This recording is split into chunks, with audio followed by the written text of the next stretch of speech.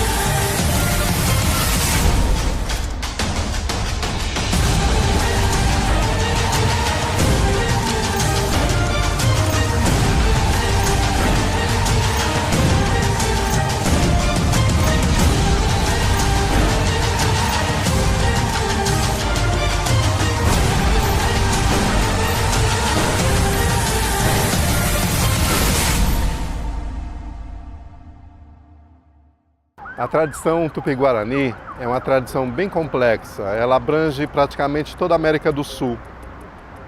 Desde o início dos Andes, descendo no sentido da Patagônia e envolve todo o litoral do Brasil.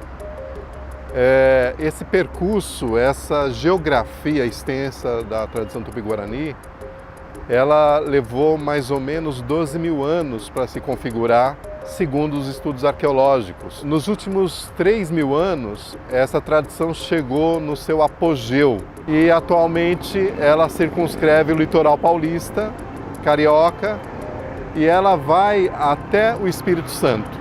Hoje são 30 mil remanescentes dessa cultura ancestral. O povo Apitiana mora há mais de 4 mil anos, 4.500 anos, numa região de campos naturais próximo ao Monte Roraima. É um povo que tem mais ou menos 13 mil indivíduos. Houve uma época em que os homens dentro das comunidades passaram a exercitar um poder de dominação. Há uma revolta das mulheres. Esse episódio ficou conhecido nas memórias orais como Yamaricumã.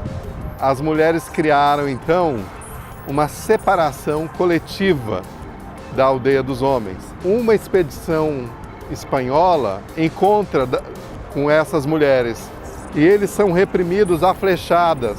E aí divulgam lá na Espanha que encontraram um povo só de mulheres. E aí é então eles que nomeiam esse rio como o Rio das Amazonas. Quando os portugueses chegam no Brasil,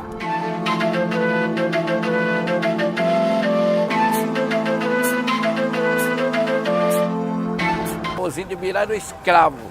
Muitos índios escaparam, né? Porque viveram de escravo, né? Então, eu acho errado isso aí.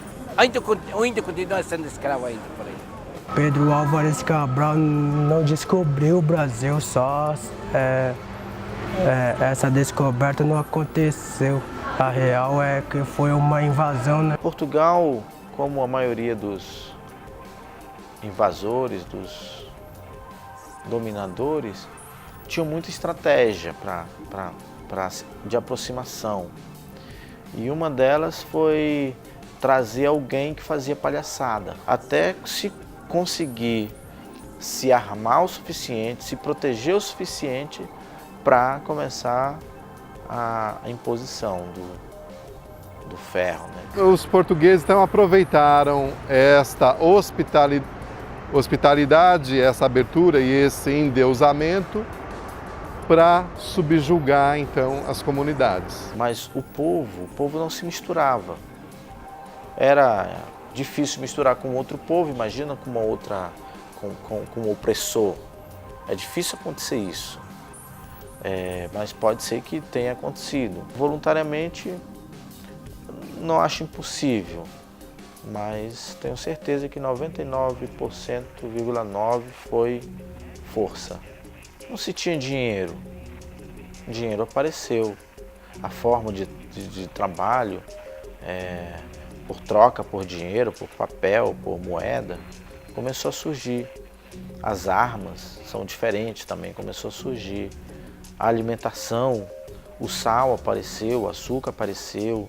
Então tudo isso vai mudando o povo. Não existe uma cultura fixa. A diferença, basicamente, é que na tradição tupi-guarani, a tradição vê Deus em tudo. E na tradição jesuítica, Deus está distante, Deus está no céu, e para conectar com Deus é necessário alguns procedimentos, alguns processos.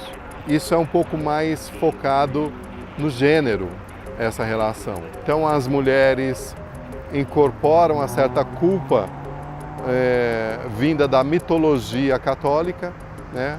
Que é a descendência de Eva, que foi uma pessoa que cometeu um erro lá atrás, né?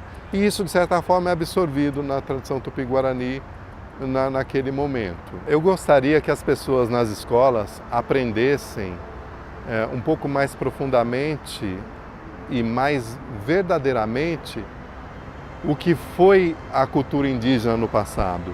Não é que eu espere, já tem até lei para isso, né? Que é a 11.645, que tornou obrigatório História e Cultura Indígena em sala de aula. Desde 2008, de março de 2008. Porque foi da cultura indígena que se gerou esse hábito hospitaleiro, esse hábito acolhedor, esse hábito de se relacionar de uma maneira respeitosa com a natureza. Foi na cultura indígena que se aprendeu muito da medicina que se usa hoje, a partir das plantas, das raízes. Todo esse movimento que a gente faz, literário, movimento artístico, é para tentar uma aproximação com a sociedade brasileira, com a origem do povo brasileiro. Qual é a tua origem, de fato? O que você vai contar? Eu conto sobre o meu povo. O que vocês vão contar? Qual é a história de vocês? Não tem uma origem, tem uma junção de coisas, mas não sabe o que é. Qual é a tua pátria, de fato? Orgulho, quando ele é exagerado, ele é negativo. Mas tem uma dose do orgulho que é a autoestima coletiva.